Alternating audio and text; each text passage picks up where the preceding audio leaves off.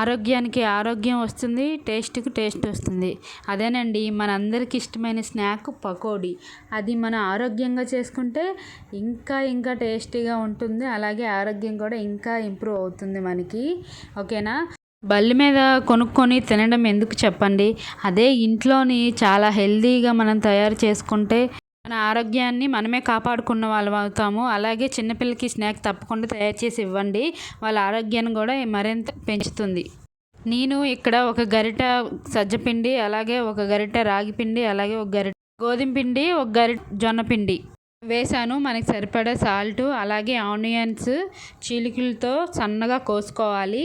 అవి మొత్తంగా వేసుకొని, అలాగే తినే సోడా అంటాం కదా, తినే సోడా ఒక చిటికెడు వేసుకోవాలి. అలాగే కలర్ కోసం నేను పసుపు కూడా ఒక చిటికెడు వేసాను. అలాగే టేస్ట్ కోసం అల్లం వెల్లుల్లి పేస్ట్, అలాగే ఒక స్పూను కారం అన్నమాట. నేను అర స్పూన్ వరకే వేసాను, అది పెద్ద స్పూన్ కాబట్టి. గుప్పెడు కొత్తిమీర, అలాగే మీ దగ్గర ఉంటే కరివేపాకు కూడా వేసుకోవచ్చు. ఒక అర స్పూన్ వరకు జీలకర్ర, అలాగే క్రంచీగా పకోడీ రావాలని చెప్పేసి నేనైతే ఇక్కడ బొంబాయి రవ్వ ఒక స్పూన్ వేసుకున్నాను. మీరు ఇంకా ఎక్కువ మోతాదులో చేసుకుంటే కనుక ఒక 2 స్పూన్ల వరకు వేసుకోండి. చాలా చాలా క్రంచీగా వస్తుంది. టేస్ట్ అయితే అస్సలు చెప్పక్కర్లేదండి, చాలా బాగుంది.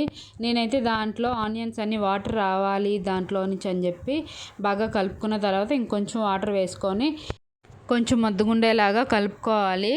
అలాగే ఆయిల్ బాగా వేడెక్కిన తర్వాత ఈ విధంగా అయితే పకోడీ వేసేసుకొని బాగా ఈ గోల్డెన్ కలర్లో వచ్చే విధంగా అయితే వేగనివ్వాలి. పిల్లలైతే అస్సలు వదిలిపెట్టారనమాట. ఇన్ని రకాల పిండిలు వేసాను కదా, టేస్ట్ అయితే అస్సలు ఏం తగ్గలేదు. కలర్ కోసం నేను పసుపు వేసాను కాబట్టి ఈ విధంగా కలర్ అనేది కనిపిస్తుంది అనమాట. టేస్ట్ అయితే super. Please like, subscribe my channel.